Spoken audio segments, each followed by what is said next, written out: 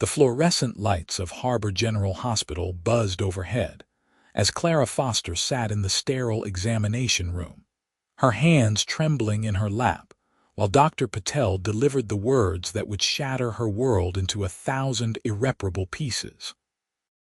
"Stage 4 pancreatic cancer," the doctor said gently, his eyes filled with practiced sympathy. "I'm afraid it's quite advanced. We're looking at 6 to 9 months, possibly a year with aggressive treatment."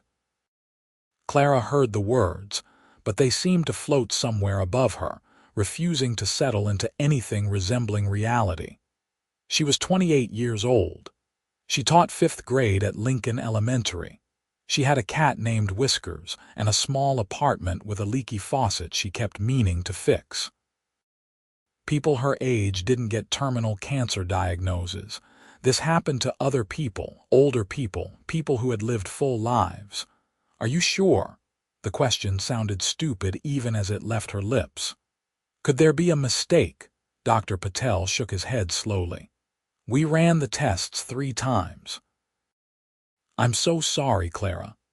She walked out of that hospital in a daze, the September sun too bright against her eyes. The world continued around her as if nothing had changed. A woman pushed a stroller past her, talking animatedly on her phone. A teenager skateboarded down the sidewalk, laughing with his friends. Somewhere, a dog barked. Life went on, indifferent to the bomb that had just exploded in Clara's chest. She called her sister first, then her parents. Each conversation felt like reliving the nightmare, watching their voices crack and break over the phone line. Her mother cried. Her father went silent. Her sister Sarah demanded second opinions, third opinions, experimental treatments in other countries. But Clara had already asked all those questions, and Dr. Patel had answered them with the brutal honesty she'd requested. The first month passed in a blur of medical appointments, treatment plans, and the devastating realization that her health insurance barely covered a fraction of the costs. Clara had always been careful with money, but teaching didn't exactly provide a fortune, and she'd never thought to get supplemental coverage. Why would she? She was young and healthy, or so she'd thought. By October, the medical bills were piling up faster than autumn leaves. The chemotherapy made her violently ill, and she'd had to take a leave of absence from work. The school district's sick leave policy was generous, but it wouldn't last forever, and disability payments wouldn't cover both her living expenses and the mounting medical debt. She was sitting in the hospital's infusion center, watching poison drip into her veins in the hope of buying a few more months, when she first saw him. Keller Sinclair wasn't supposed to be there that day. He'd come to visit his former mentor, a man who'd given him his first real job 20 years ago, and who was now fighting his own battle with cancer. Keller had built an empire from nothing. At 33, he owned Sinclair Properties, a real estate development company that had transformed Seattle's skyline. He'd grown up in foster care, bounced between homes, and learned early that the only person he could rely on was himself. He'd worked construction jobs while putting himself through community college, then university, then business school. Every dollar he earned, he invested.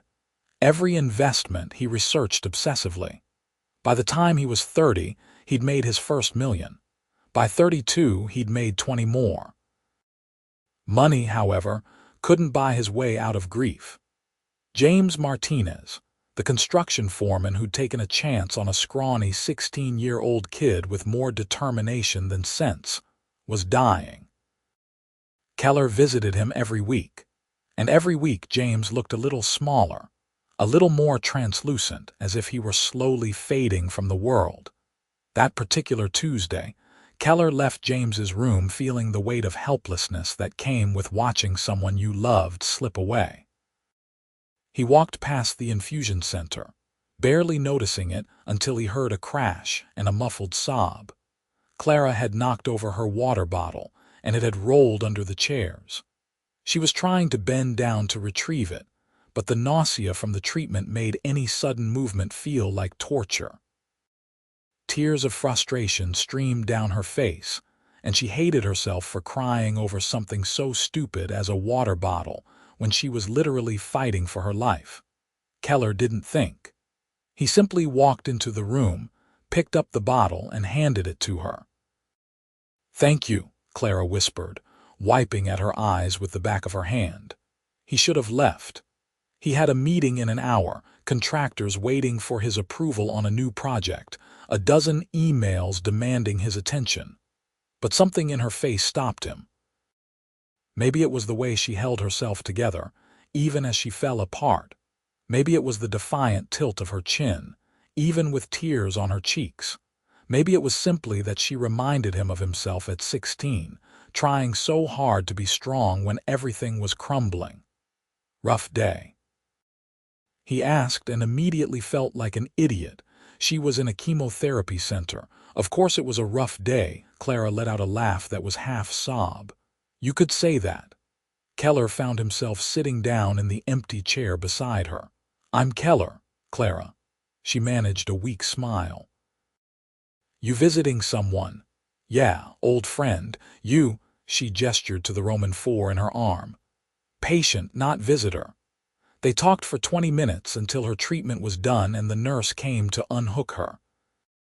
Keller learned that she was a teacher, that she loved 19th century literature, that she made the world's best chocolate chip cookies, according to her students. Clara learned that Keller worked in real estate, that he'd never been to college, a lie, but one he told automatically to avoid the inevitable judgment that came with success, and that he visited the hospital every Tuesday. He didn't plan to come back the following week on the exact day and time of her treatment. It just happened. She was there, looking tired but managing a genuine smile when she saw him. They picked up their conversation as if no time had passed, talking about everything and nothing. She made him laugh with stories about her students.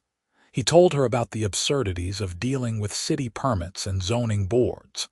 November arrived with rain and wind, and Keller realized he was rearranging his schedule to be at the hospital during Clara's treatments.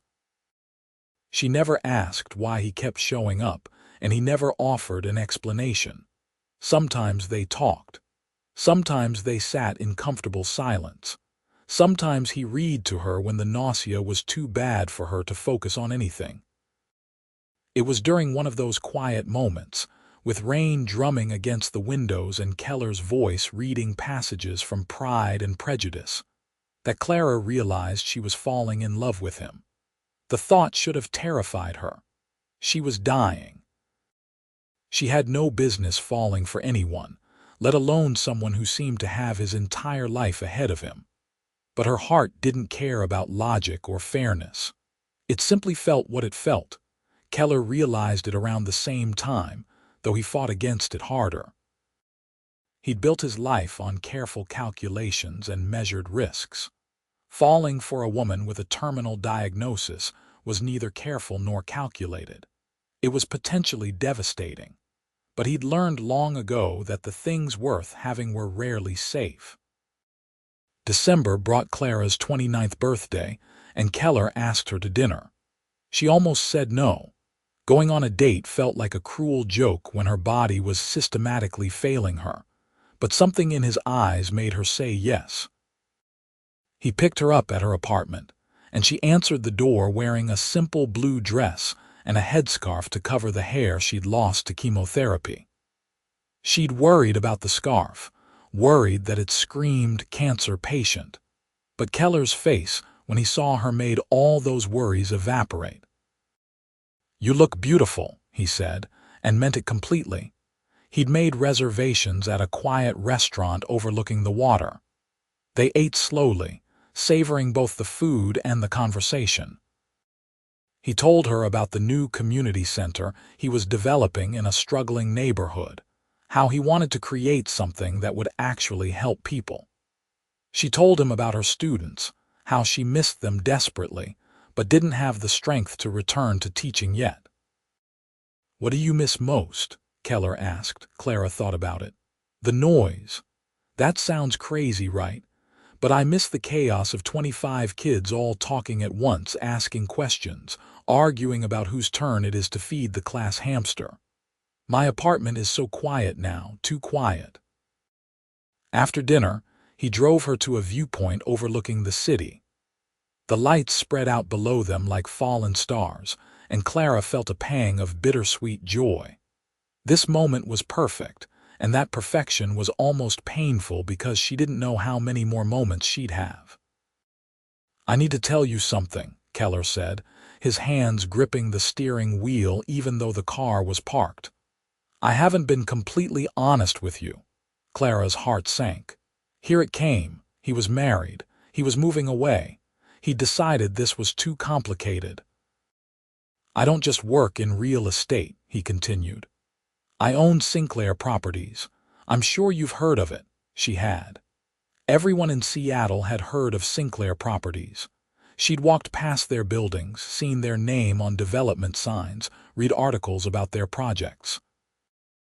Her mind struggled to reconcile the man sitting beside her with the corporate titan she'd imagined running such a company. "Why didn't you tell me?" she asked. "Because people treat me differently when they know.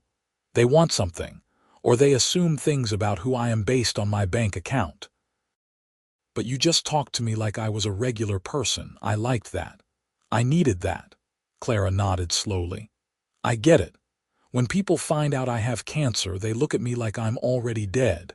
Like I'm not Clara anymore, just a tragedy waiting to happen. Sometimes I want to be seen as just me, not my diagnosis." "You're not your diagnosis," Keller said firmly.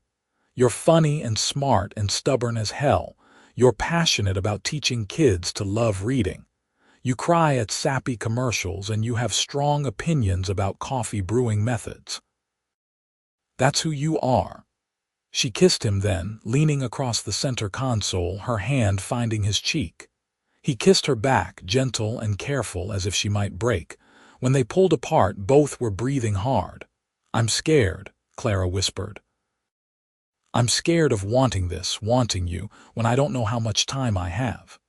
"I'm scared too," Keller admitted. "But I'd rather have whatever time we get than spend the rest of my life wondering what if." They started seeing each other regularly after that. Keller took her to movies, to quiet dinners, to a botanical garden where they walked among flowers that would outlive them both. He never treated her like she was fragile, never looked at her with pity. When she had bad days, he sat with her and held her hand. When she had good days, they made the most of every minute. In January, Clara got pneumonia. Her weakened immune system couldn't fight it off, and she ended up hospitalized for a week. Keller stayed with her every night, sleeping in the uncomfortable chair beside her bed, refusing to leave despite the nurses telling him that visiting hours were over. "You should go home," Clara told him one night, her voice raspy from coughing. "You have work. You can't put your life on hold for me." "My life is wherever you are," he said simply. It was during that hospitalization that Keller started to understand the true depth of Clara's financial crisis. He overheard her on the phone with her insurance company, begging them to cover a medication they'd denied. He saw the stack of bills on her bedside table that she tried to hide. He noticed the way she tensed when the hospital billing department came by. After she was released, he did some investigating. What he discovered made his blood boil. Clara had over $200,000 in medical debt. Her insurance had hit its lifetime maximum, something he hadn't even known was still legal. She drained her small savings account. Her parents had mortgaged their house to help her. Her sister was working 2 jobs to send money. She was literally dying, and she was being buried in bills while she did it. Keller had more money than he could spend in 3 lifetimes. He'd grown up with nothing, and he'd never forgotten what it felt like to be desperate and powerless. Money was supposed to make problems go away, to create options and opportunities. He could fix this. He could take away at least one of Clara's burdens.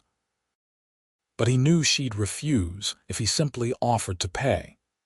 She was proud, independent, and she'd already made it clear that she didn't want his money affecting their relationship. He went to her apartment one evening in late January, finding her curled up on her couch with her cat and a book. She looked better than she had in weeks, the pneumonia finally behind her. "I have something to say, and I need you to hear me out before you respond," Keller said, sitting down beside her. Clara set down her book, looking wary. "Okay, I know about your medical debt. I know your insurance maxed out. I know you're drowning in bills, and I know your family is sacrificing everything to help you." He held up a hand when she started to speak. "Let me finish. I have money. More money than I know what to do with, honestly. I can pay off every single bill you have, and it won't even make a dent in my accounts. It's not a loan. It's not charity. It's me caring about you and not wanting you to spend whatever time you have left stressed about money.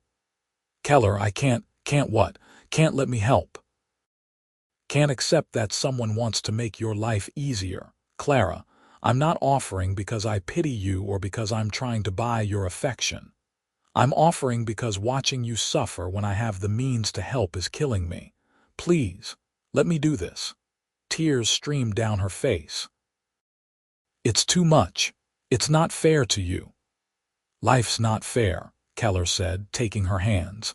"You getting cancer at 28 isn't fair, but we don't get to control what happens to us. We only get to control how we respond. Let me respond by being here for you in every way I can." She cried for a long time, and he held her through it. Eventually, she nodded against his chest. "Okay, but I need you to know that I'd be with you even if you were broke. This doesn't change how I feel about you." "I know," he said, kissing the top of her head. "That's exactly why I love you." The words hung in the air between them. He hadn't meant to say them, not yet, but they were true and he couldn't take them back. Clara looked up at him, her eyes wide. "You love me?" "Yes, I love you. I love your strength and your kindness and the way you laugh at terrible puns. I love that you care more about your students' futures than your own mortality. I love you, Clara Foster, and I know that's complicated and scary, but it's true." "I love you too," she whispered. "I've loved you since you started reading Elizabeth Bennet's dialogue in that ridiculous British accent." He laughed and she laughed, and they held each other as the reality of their situation settled around them. They were in love, completely and irrevocably, with an expiration date looming over them like a storm cloud. February brought a shift in Clara's condition. The chemotherapy wasn't working as well as the doctors had hoped. The cancer was spreading despite the treatment. Dr. Patel gently suggested that Clara might want to consider stopping the chemo and focusing on quality of life rather than quantity. "How long without treatment?" Clara asked, her voice steady even though her heart was racing. "Hard to say, maybe 3 months, maybe 6. She looked at Keller, who sat beside her holding her hand. His face was pale, but his grip was firm. "What do you think?" she asked him. "I think it's your decision," he said. "But I also think that being sick from chemo is stealing the time you have left, if treatment's not working anyway." Clara nodded. She'd been thinking the same thing. The chemo made her constantly nauseous, exhausted, unable to enjoy anything. If she was going to die anyway, she wanted to actually live first. "I want to stop treatment," she told Dr. Patel. "I want whatever time I have left to be mine." Within 2 weeks of stopping chemotherapy, Clara felt better than she had in months. The constant nausea faded. Her energy returned. She still got tired easily, and there was always pain lurking at the edges, but she felt like herself again. Keller created a list with her, all the things she wanted to do, see, and experience. Some were grand adventures. Others were simple pleasures. They worked through the list methodically, cramming as much life as possible into whatever time they had. They went to Portland for a weekend, exploring bookstores and eating at food trucks. They drove to the coast and walked on the beach, Clara's hand in Keller's as waves crashed around their feet. They had a painting night in his penthouse apartment, where they created terrible abstract art and laughed until their stomachs hurt. Keller introduced her to James, who was also declining rapidly. The two of them formed an immediate bond, trading stories about Keller that made him turn red. "He was the worst construction worker I ever hired," James told Clara with a grin. "Terrible with a hammer, but the kid had vision. He'd look at a half-built structure and see what it could become. That's rare." "He still sees the best in things," Clara said, smiling at Keller. "It's one of the reasons I love him." In March, Keller asked Clara to move in with him. Her apartment lease was ending, and the stairs to her third-floor walk-up were becoming difficult for her. More than that, he wanted her close. He wanted to wake up beside her every morning and fall asleep holding her every night. She said yes, without hesitation. His penthouse was nothing like her tiny apartment. Floor-to-ceiling windows overlooked the city. The kitchen was bigger than her entire former living room. But Keller made space for her things, her books on his shelves, her photos on his walls, her presence in every room. "It finally feels like a home," he told her one evening as they cooked dinner together. "I've lived here for 3 years, and it always felt like a hotel. But now, with your terrible taste in throw pillows and your cat destroying my furniture, it feels real." Clara laughed, stirring pasta sauce. "You love my throw pillows, admit it." "I love you. The pillows are tolerable." They settled into a routine. Keller worked from home as much as possible, taking calls from his home office while Clara read or painted. They had lunch together every day. In the evenings, they cooked elaborate meals or ordered takeout and watched old movies. On weekends, they went on adventures when Clara felt up to it, or stayed in bed talking about everything and nothing when she didn't. April brought warmer weather and James's death. Keller took it hard, retreating into himself in a way Clara hadn't seen before. She found him one night sitting on the balcony, staring at the city lights. "Talk to me," she said, sitting beside him. "He was the first person who believed in me," Keller said quietly. "When I was 16 and stupid and angry at the world, he gave me a job and treated me like I mattered. He taught me that success isn't about stepping on people to get ahead. It's about building something that lasts, something that helps people. Every building I construct, every project I start, I think about what James would say." "He'd be proud of you," Clara said. "Anyone can see that." "I know." Keller's voice cracked. "But I wanted more time with him. I wanted him to meet you properly, not just a quick hospital visit. I wanted him to see me happy. Really happy, not just successful." Clara took his hand. "I think he knew. The way he looked at us that day, I think he knew exactly how you felt." They sat in silence for a while, Clara's head on Keller's shoulder. Finally, he spoke again. "I'm terrified," he admitted. "James's death made it all feel too real. I'm going to lose you too, and I don't know how I'm supposed to survive that." "You'll survive it because you're strong. Because you've survived every terrible thing life has thrown at you and come out fighting. Because that's who you are." Clara turned to look at him. "But Keller, I need you to promise me something. When I'm gone, I need you to keep living. Really living, not just going through the motions. James gave you so much. Honor that by being happy. Can you promise me that?" He wanted to say no. He wanted to rage against the unfairness of being asked to promise to move on when moving on was the last thing he wanted. But he looked at Clara's face, at the love and fear and determination there, and he nodded. "I promise." May was their best month. Clara's pain was manageable with medication, and she had enough energy to enjoy life. They went to a Mariners game, where Clara ate too much stadium food and cheered until she was hoarse. They had a picnic in the park, feeding ducks and watching children play. They visited Pike Place Market, where Keller bought her flowers and she bought them both overpriced but delicious pastries. One evening, Keller came home with a small velvet box. Clara was on the couch, her cat curled in her lap, and she looked up in surprise when he knelt down in front of her. "Clara Foster, I know this is complicated. I know we don't have the future that most couples get to plan for, but I love you more than I've ever loved anyone, and I want you to be my wife. Even if it's just for a little while. Even if it's not the fairy tale ending we deserve. Will you marry me?" Clara's hands shook as she opened the box. The ring inside was beautiful, a simple diamond on a white gold band, elegant and perfect. Tears streamed down her face. "Yes," she said. "Yes, of course, yes." They got married 2 weeks later in a small ceremony at the courthouse.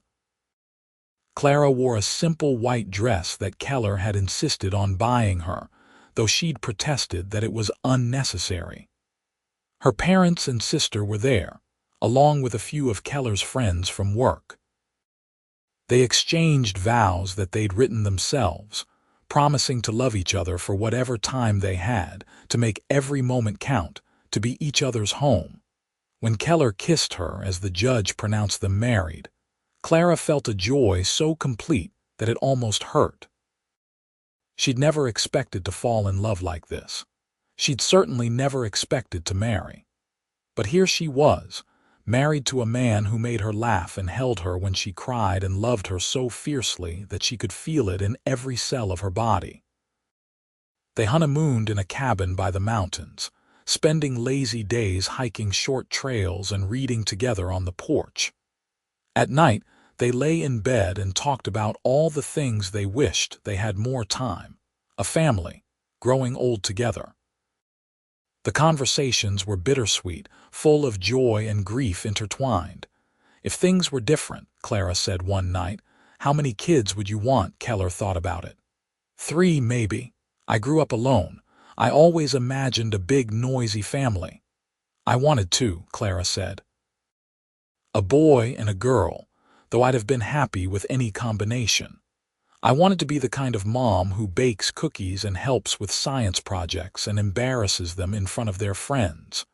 You would have been amazing at that." "We'll never know now," Clara said, and there was no bitterness in her voice, just sadness. Keller held her closer. "I wish I could give you everything you wanted. More time, kids, growing old. I wish I could fix this." "You've given me more than you know," Clara said. "You've given me love and joy and adventure. You've made these last months the best of my life. That's not nothing, Keller. That's everything." June brought a decline. Clara's pain increased, requiring stronger medications that made her foggy and tired. She started losing weight rapidly, her body consuming itself. The hospice nurse started coming by 3 times a week, teaching Keller how to manage her symptoms and preparing him for what was coming. Clara's parents visited often, their faces tight with grief they tried to hide.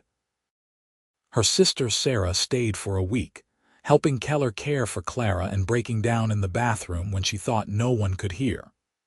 Clara's former students sent her cards and drawings, which Keller pinned up on the bedroom walls so she could see them from bed. Through it all, Keller was there. He learned to administer her medications, to help her bathe when she was too weak to do it herself, to hold her hair back when she was sick. He read to her when she couldn't focus on reading herself. He played her favorite music and described the view from their window when she was too tired to get up and look.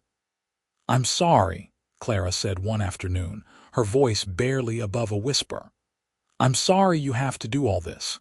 "Don't apologize," Keller said, sitting beside her on the bed. "Taking care of you isn't a burden, it's a privilege. You're going to make some woman very happy someday," Clara said, managing a weak smile. "After I'm gone, promise me you'll find someone and be happy." "Clara, promise me, Keller."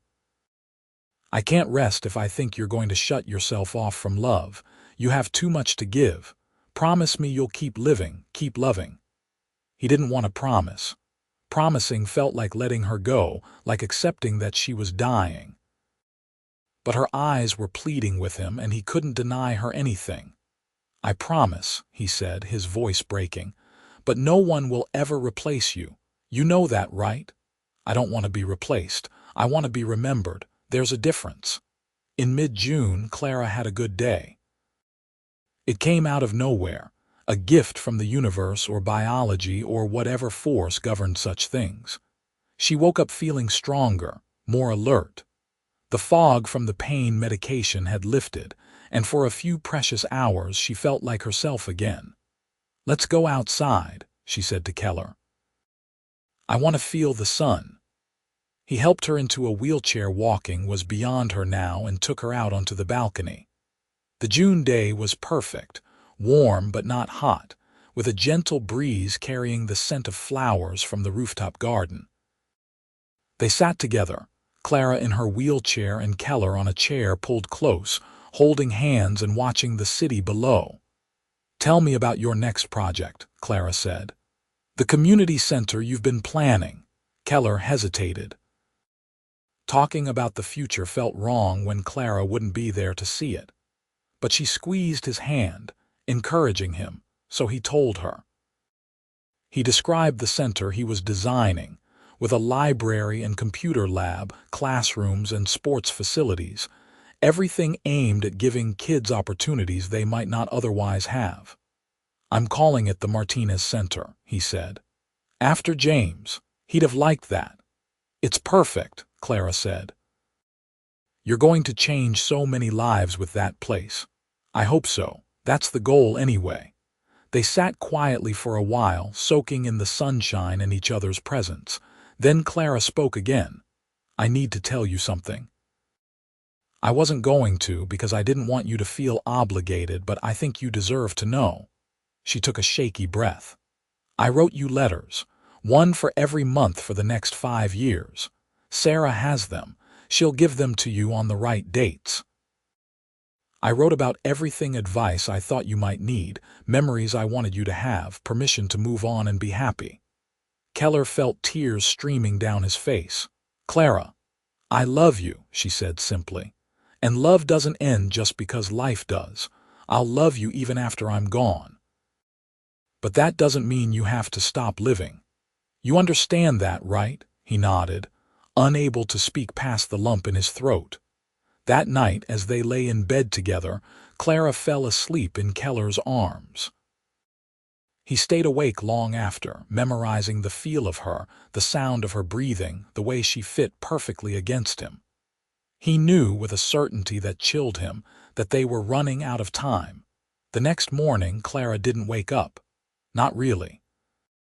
She drifted in and out of consciousness, responding to Keller's voice but unable to speak much.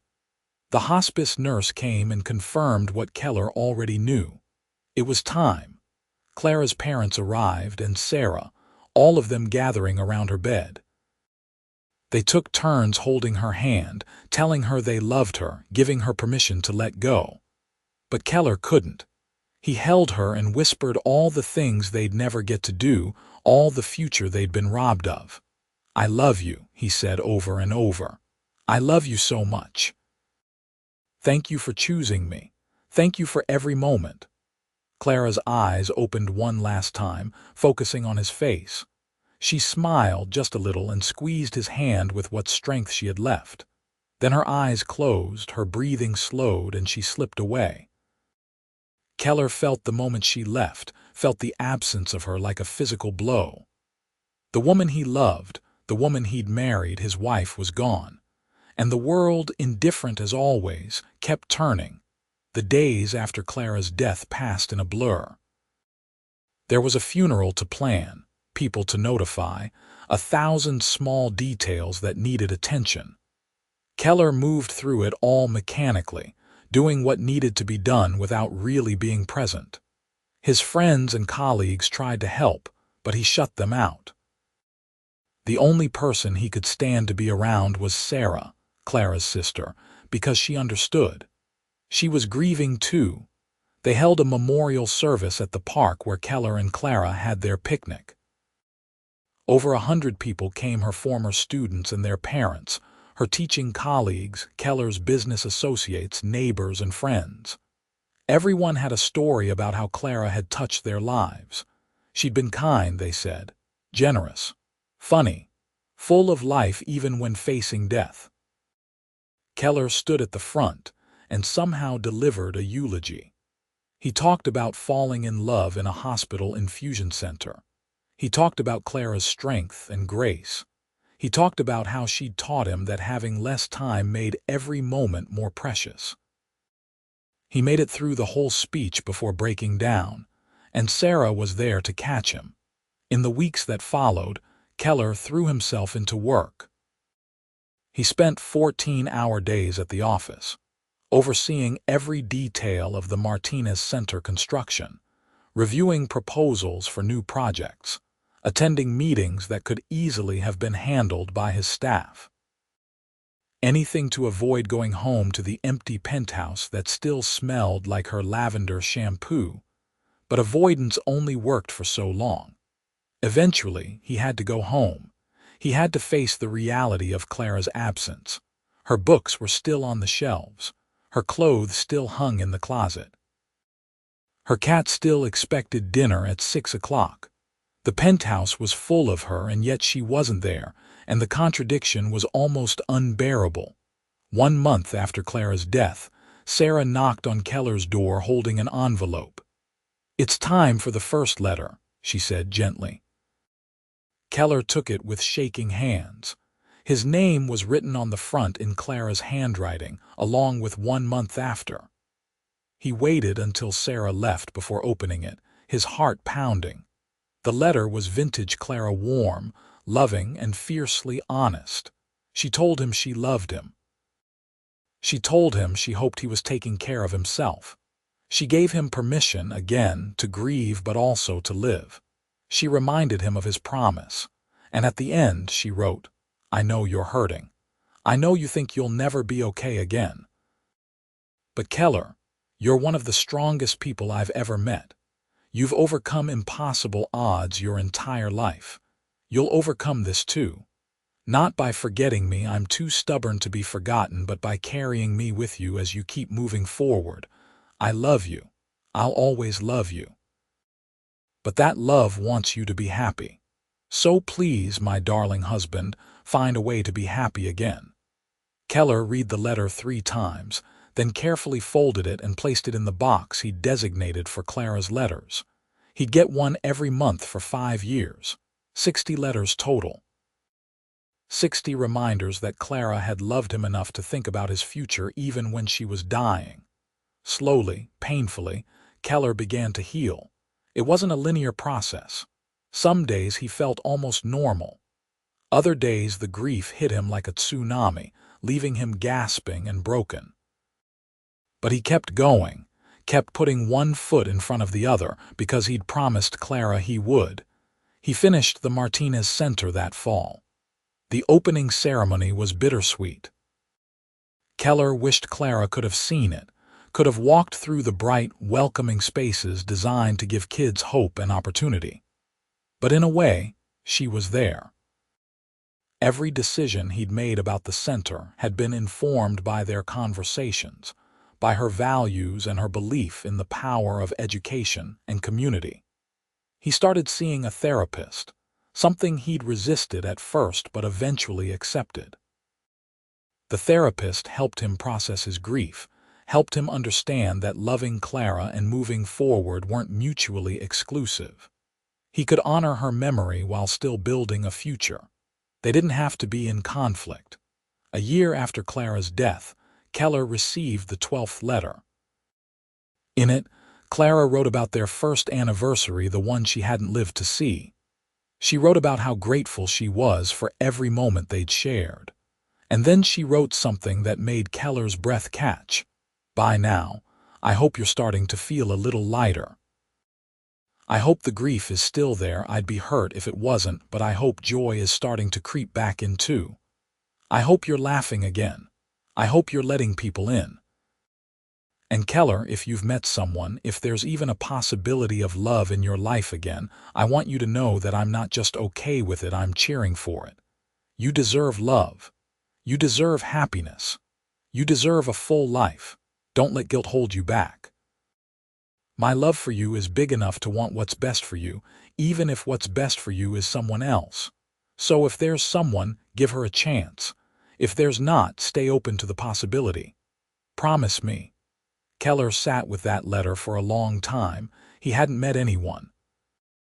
He hadn't even considered the possibility. But Clara's words planted a seed. Maybe someday, when the grief wasn't quite so sharp, he could open his heart again. Not to replace Clara, she'd been right that no one could replace her, but to honor her by continuing to live and love fully. 2 years after Clara's death, Keller established the Clara Foster Sinclair Foundation, dedicated to helping terminal patients with their medical expenses.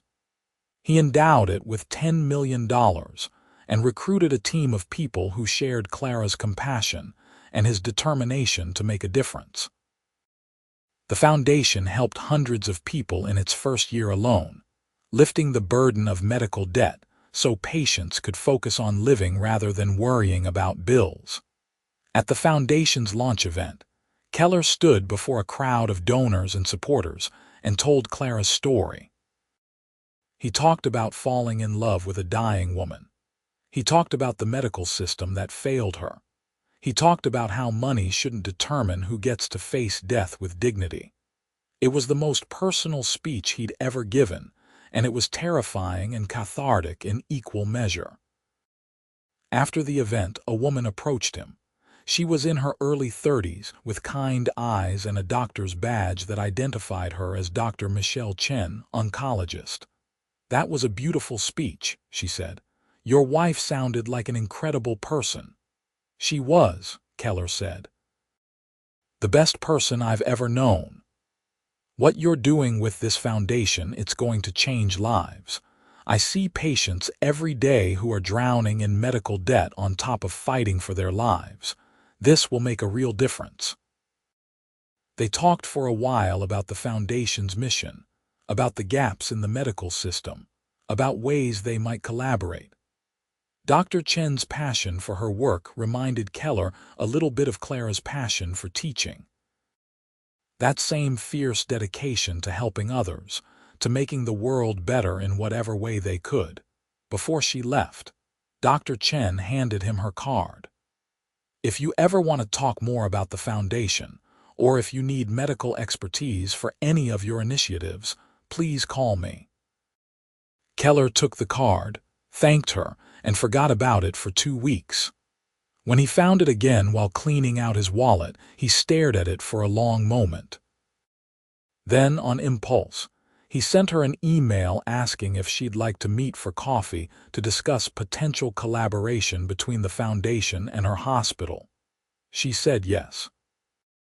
Their coffee meeting turned into a 3-hour conversation that ranged from healthcare policy to favorite books to the challenges of work-life balance. Dr. Chen Michelle, she insisted he call her, was brilliant and driven, with a dry sense of humor that caught Keller off guard. She was also completely unimpressed by his money, which he found refreshing after years of people treating him differently because of his wealth. They started meeting regularly, ostensibly to discuss the foundation, but increasingly just to enjoy each other's company. Keller found himself looking forward to their meetings, found himself thinking about things Michelle had said, found himself wondering if maybe, possibly, this could become something more than friendship. Then the guilt hit.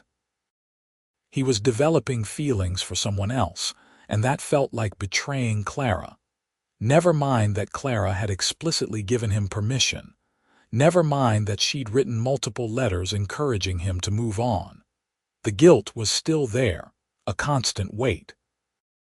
The next monthly letter from Clara arrived right on time, as if she'd known exactly when he'd need it. In it, she addressed his guilt directly. "I know you, Keller Sinclair.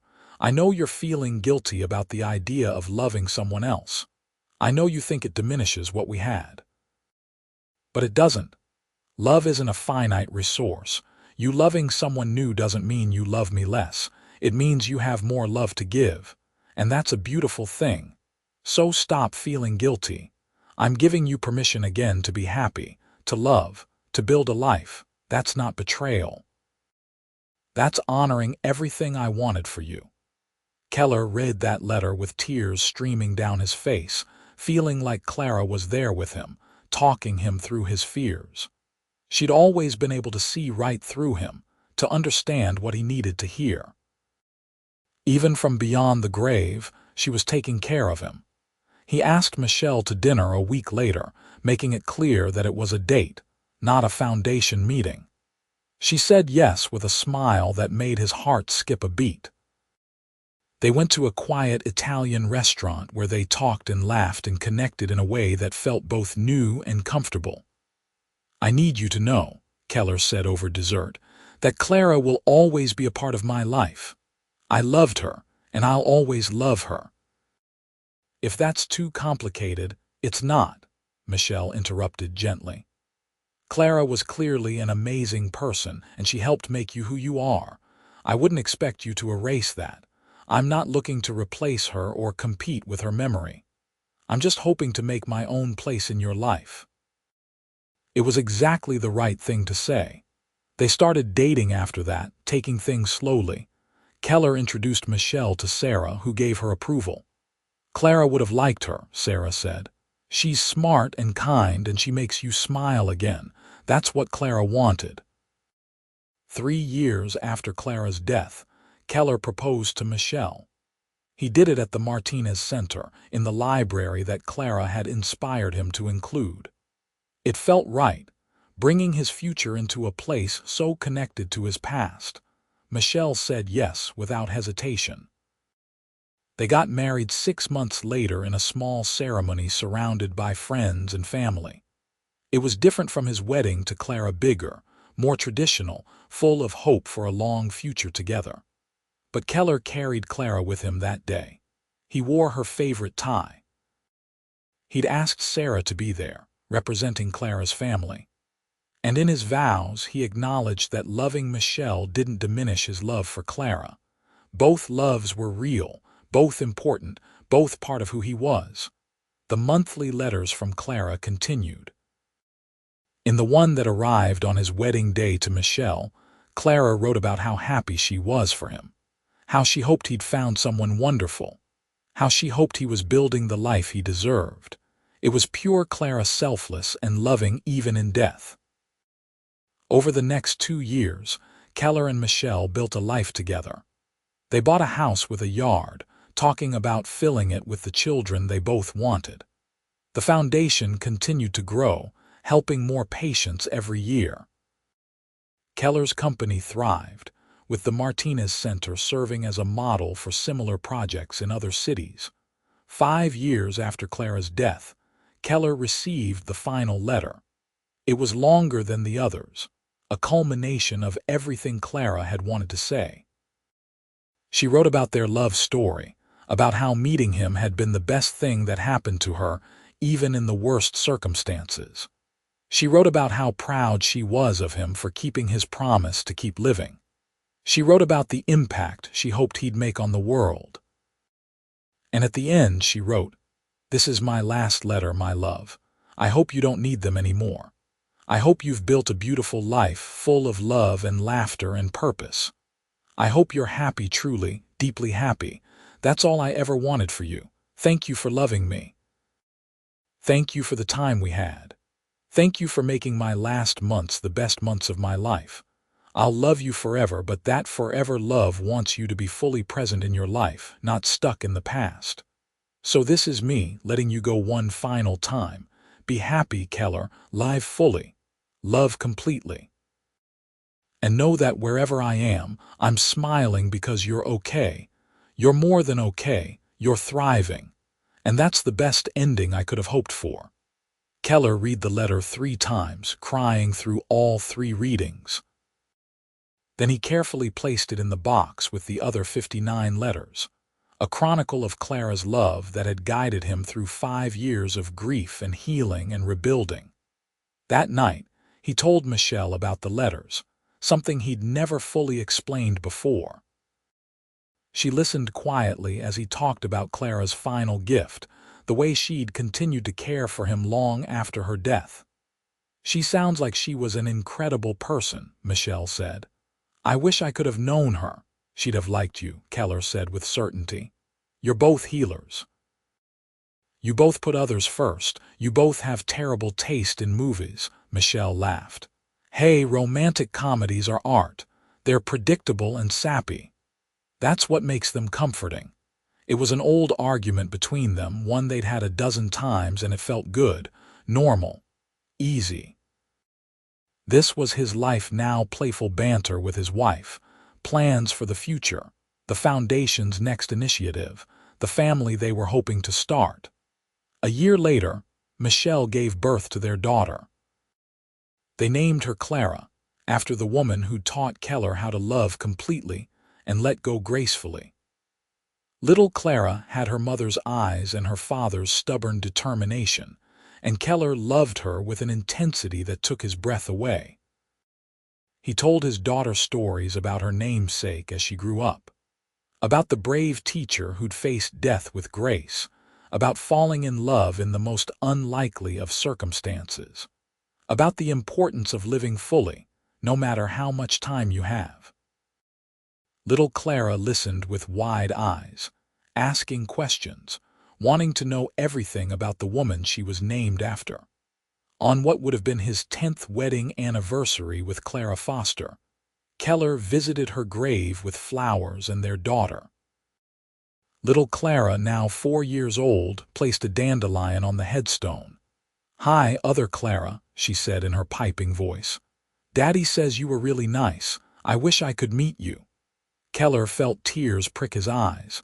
"She'd have loved you," he told his daughter. "She'd have spoiled you rotten and taught you to love books and let you eat too many cookies. Like Grandma Sarah does. Exactly like that." As they walked back to the car, little Clara's hand in his, Keller felt a sense of peace he hadn't expected. His life had turned out nothing like he'd planned, but it was good. He had a wife he loved, a daughter who lit up his world, meaningful work, and the memory of a love that had changed him forever. Clara Foster had been right. Limited time had meant everything. The months they'd had together had taught him lessons he'd carried into every day since, about love and loss and resilience, about the importance of being present, about how facing mortality clarifies what really matters. He'd kept his promises to her. He'd lived fully. He'd loved again. He'd made a difference in the world. And through it all, he'd carried her with him not as a burden or a ghost, but as a beautiful part of his story. That night, after putting little Clara to bed, Keller and Michelle sat on their back porch, watching fireflies dance across the yard. Michelle leaned against him, her head on his shoulder, and Keller thought about how lucky he was. He'd been blessed with 2 great loves in his life. Not everyone got even one. "What are you thinking about?" Michelle asked. "How grateful I am," Keller said honestly. "For you, for our daughter, for the life we've built, and for Clara, for teaching me that love isn't diminished by loss, it's transformed." Michelle squeezed his hand. "She gave you a beautiful gift. She gave me several, time being the most precious." He paused. "You know what's funny? When we met, I thought 6 months was nothing. Not enough time to really matter. But those months with Clara shaped everything that came after. They taught me not to take anything for granted, to say I love you every day, to make time for what matters. Without her, I don't know if I'd have been ready for you for this life." "Then I'm grateful to her too," Michelle said simply. They sat in comfortable silence, and Keller felt Clara's presence like a warm breeze. Not haunting him, not holding him back, but simply there, a part of the fabric of who he'd become. She was in every dollar the foundation spent helping terminal patients. She was in the books that lined his daughter's shelves. She was in his determination to never waste a moment, to always say what needed saying, to love without reservation. Little Clara would grow up hearing stories about her namesake, would learn that legacy isn't about how long you live, but how fully. She'd learn that love survives death, not by trapping people in grief, but by inspiring them to live better, love harder, appreciate more. The Martinez Center, now a thriving community hub, bore a plaque that read, "In memory of James Martinez and Clara Foster Sinclair, lives that ended too soon but touched countless others." Keller passed it every time he visited, a reminder of the two people who'd shaped him most. In his office at home, he kept the box of Clara's letters in a special drawer. He didn't read them often anymore, he didn't need to. Their wisdom had been integrated into how he lived. But knowing they were there, knowing that Clara had loved him enough to think of him for 5 years beyond her death, remained one of his most treasured possessions. Keller Sinclair had learned the hardest way that time is the most precious currency we have. That love is worth the inevitable pain of loss. That supporting someone through their darkest hour isn't a burden but an honor. And that sometimes, limited time means everything, not because of what's lost, but because of how it transforms what remains. He'd built a life that honored Clara's memory while embracing his future. He'd kept every promise he'd made to her. And in doing so, he discovered that the heart has an infinite capacity for love, that honoring one love doesn't preclude another, that grief and joy can coexist. As fireflies continued their dance and Michelle's breathing deepened into sleep against his shoulder, Keller whispered into the night, "Thank you, Clara, for everything, for loving me, for letting me go, for teaching me what really matters. I'll never forget you. But I'm happy now, and I know that's what you wanted." The breeze picked up, rustling the leaves, and for just a moment Keller could have sworn he heard Clara's laugh carried on the wind. Then it was gone, leaving only peace in its wake. He carefully shifted Michelle and stood, helping his sleeping wife inside, checking on their daughter and preparing for another day of the beautiful, messy, miraculous life he'd built from the ashes of loss. Clara Foster had died 6 years ago, but her impact rippled through time. In the patients the foundation helped, in the kids who used the Martinez Center, in the love Keller gave his family, in the way he approached every day as a gift rather than a guarantee. She'd given him 6 months, and in exchange, he'd given her immortality through how he lived his life. That, Keller realized, was the real meaning of Clara's final message. Limited time had meant everything, not because it was short, but because it taught him that every moment is limited. We're all terminal in the end. The only question is whether we'll live fully in whatever time we have. Clara had shown him how, and he'd spent every day since trying to live up to her example. He fell asleep that night with Michelle curled beside him, his daughter safe in her room down the hall, and his heart full of gratitude for all of it, the joy and the sorrow, the past and the present, the love that had ended and the love that continued. Life was messy and painful and beautiful and short, but it was his, and he was determined to make every second count. Clara Foster Sinclair would have expected nothing less.